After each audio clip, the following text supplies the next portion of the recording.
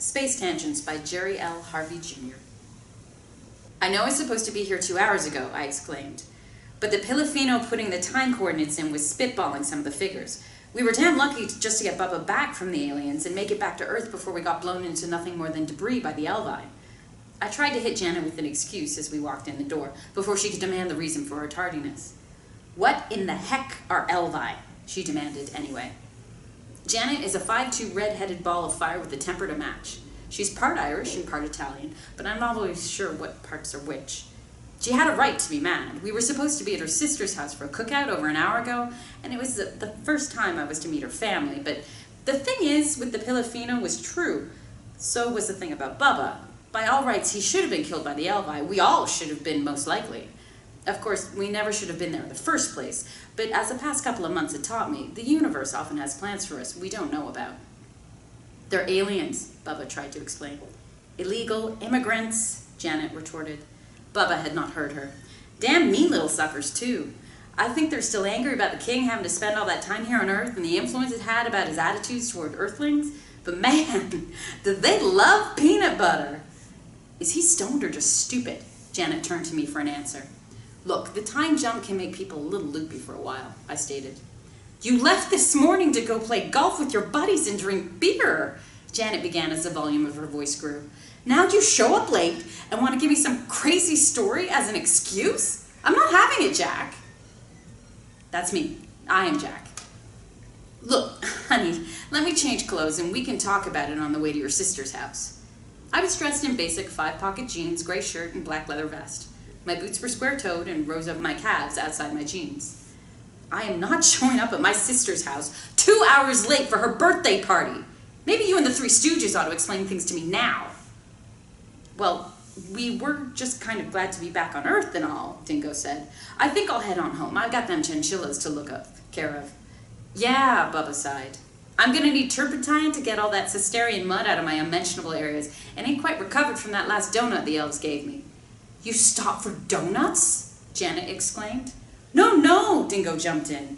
We got them at the hospital. After Arlo got attacked by the vacuum cleaners on Sesterizia, they put a box in his room. We didn't know they were special, he explained, making quotation marks with his fingers.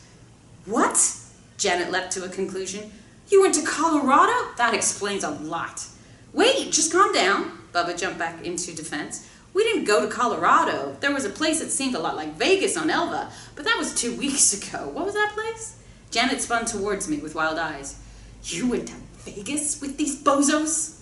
No, we did not. I emphasize, not go to Vegas. It just reminded Bubba of Vegas because of Elvis. Bubba shuddered where he stood. I told them I was sorry, but they didn't want to hear it. And it wasn't true, Dingo pointed out. Out of all those aliens we met, the Elvi had to be the most evil, Bubba stated. Illegal immigrants, Janet yelled. It was one of her pet causes. We'd argued about it on several occasions. That whole opposites attract thing was the basis of our relationship. She was a firebrand liberal, and I was an independent with a lot of conservative leanings. Arlo looked at her like he was expecting her head to spin around like one of those girls he saw in the bar on Darfo 7. When it didn't, he turned round and looked to me. I don't think she gets it, he stated. Of course, there's no way that she could. Oh, I get it, she countered. You got drunk, ate special brownies, saw an Elvis impersonator, and harassed some Filipino guy at the golf course, and it's mostly Bubba's fault. That's what I'm making out of the gibberish you're spewing so far. Is that right? Janet was close to screaming now. No, Arlo replied, calmly. He's 6'2" and a little on the nerdy side. He's sort of thinnish with dark hair and brown eyes, no glasses. He splayed his hand out and began to count things off on his fingers. First, the alien was Pilafino. Immigrant, Janet said through clenched teeth. Arlo looked at me for a moment, but I shook my head no, and he let it go. Second, we ate donuts, not brownies, and we wouldn't have done it if the elves had told us about the effects. Did you see elves before or after you ate the special donuts? Janet asked, also making the quotation marks. Well, both, Bubba said, looking a little bewildered. Just so you know, Bubba is 5'10" with a powerlifter build and a high and tight haircut. I mean, after the vacuums attacked Arlo, he quit speaking mid-sentence at a withering look from Janet. You were attacked by a vacuum? Janet turned to Arlo in disbelief. He raised his shirt up to show her the 20 to 30 suction marks that looked like hickeys across his chest and down his right side. Several. They belong to the Elvi, he explained. And I don't want to cast aspersions, but it was kind of all Bubba's fault. Why is it your fault? Janet asked as she turned on Bubba. He's the one who hit the Pilafino with the golf ball and started this whole mess, Dingo said, somehow managing not to sound accusatory. We did not really blame Bubba for what happened. Well, the thing with the princess somewhat, but we will get to that later. Was that before or after they gave you the donuts? Damn it, Janet, Dingo called out and flopped down on the lazy boy. Dingo was 6 foot or so, same as me, and rangy. He spent 2 years in Australia after we got out of the Navy with an Aborigine woman living in a hut before he came back to the States and found me through social media. We'd been sharing an apartment before I met Janet. He often speaks like an Aussie, even though he was from Idaho. The Elvi were the ones with the attack vacuums. They were trying to kill Bubba because of what happened with the Lacanian princesses. The elves ran the hospital on Keebler 6. They're nothing alike. Janet glanced at him momentarily before turning back towards me. Keebler elves, she asked, raising one eyebrow. Well, the universe is a funny place, I began to explain. I'm not laughing, she replied. Them 8-legged cats on Octavia, Arlo said with a slight laugh and a grin. Now that was funny. It was ironic, I said to Arlo. Not funny, not humorous, ironic. Janet was swiveling her head back and forth between the two of us. Arlo was giggling and trying not to laugh. I could see Dingo was doing the same thing. We were all feeling the effects of the time jump. Arlo was still trying not to laugh and failing. I heard him let out a sound that was similar to a pig snort. Bubba still looked dumbfounded. He turned to look at me. Are they talking about the octopuses? He asked calmly.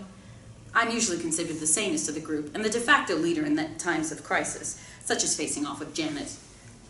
The octopuses, Arlo squeaked out and began laughing wholeheartedly. He fell to the floor and began rolling around, repeating the word every few seconds between fits of laughter. Janet sat down on the couch and watched Arlo roll around on the floor. Honey, I said, sitting down beside her after a couple of seconds. Do you have that selfie you took of us last night at dinner on your phone? Yeah, it's still on there, she answered absently. She tried to fathom the pandemonium of the moment. Let's take a look at it for a second. I want to show you something. She pulled the photo up and glanced down at it. What about it, Jack? She asked. I gently turned her head towards me and looked into her eyes. I pulled her hand up to the 2 months of beard and mustache that covered my face. Did I have a beard in that picture, or this small scar over my right eye? Was I missing the last quarter of my left pinky? I asked, holding my hand up in front of her. I saw her eyes go saucer-sized for just a moment in wide-eyed wonder. I had been clean-shaven when I left the house to go play golf, and all of my digits fully intact. I had also been wearing distinctly different clothing. It had been almost 11 hours for her, but 8 weeks had passed for the 4 of us, give or take a day. And you didn't have a tan, she whispered. The beaches of Sesterizia, Dingo offered, or the desert of the Abducted 13, one or the other, maybe both. I think you better explain, she said quietly, glancing from her phone to my face. That's what he's been trying to do, Bubba defended as he went to the kitchen and pulled a beer from the fridge. He brought the 6-pack back and handed bottles to Dingo, Janet, and me. Arlo was on the floor, breathless, but recovering. I looked around the room for a moment, meeting each man's eyes. We know no one would ever believe the tale we were about to tell. It doesn't matter, though. We were there. We survived the journey. We made it back in spite of the Elvi, octopuses, the Kelids, the vacuum cleaners, and even the Herpes. Maybe you should say the incident on the planet of Herpes, Dingo suggested. I nodded my head in agreement. We even survived the incident on the planet of Herpe, I said, looking at Janet. I just don't know the best place to start. I looked around the room. Not the octopuses. Arlo wheezed out and fell to the floor again. Maybe with the Guatemalan hooker, Dingo suggested, shaking his head. I'd like to stay and listen, but I gotta get to them chinchillas. The chinchillas will wait, I reminded him. Is this gonna be one of those we just had an amazing adventure and saved the world too kind of things? Janet asked.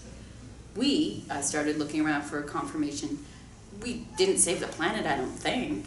No, Dingo agreed, kind of sadly. Well, nobody asked us to, Bubba said, quietly offended now that he realized we had not been asked to do anything so grand. He took a drink of his beer. We saved the princess from the Elvi, Dingo stated, although I'm not sure we did her any favors. Sorry, Bubba, he finished. And we found out why the Mayans left the Earth, Arlo said as he sat up from the floor and reached for a beer. Why did the Mayans leave? Janet was instantly alert. We aren't supposed to tell anybody, remember? Dingo cautioned under his breath. Oh, yeah, Arlo answered. He took a drink of beer and looked around the room aimlessly, avoiding Janet's gaze. Jack solved the overpopulation problem for those spider things. I suppose that was kind of helpful, Bubba said and raised his beer in a toast to me. You did what? Janet asked. It was nothing, I answered dismissively. I just told them about cryogenics. What do you know about cryogenics? Just the theory behind it. Their scientists seem pretty interested, though. Maybe you should start at the beginning, Janet suggested. I looked around the room again. The beginning was a dozen years ago in South America when Osnod met the hooker. Maybe she's the place to start. Is he Mayan? Janet asked. We are not going to talk about the Mayans, Bubba said loudly. He stood up from the couch and stomped off down the hall towards the bathroom. Why don't you tell me what happened after you left the house to play golf? I turned back to Janet and nodded my head slowly. I took a drink of beer and took her hand in mine. It started like a normal Saturday morning, I began.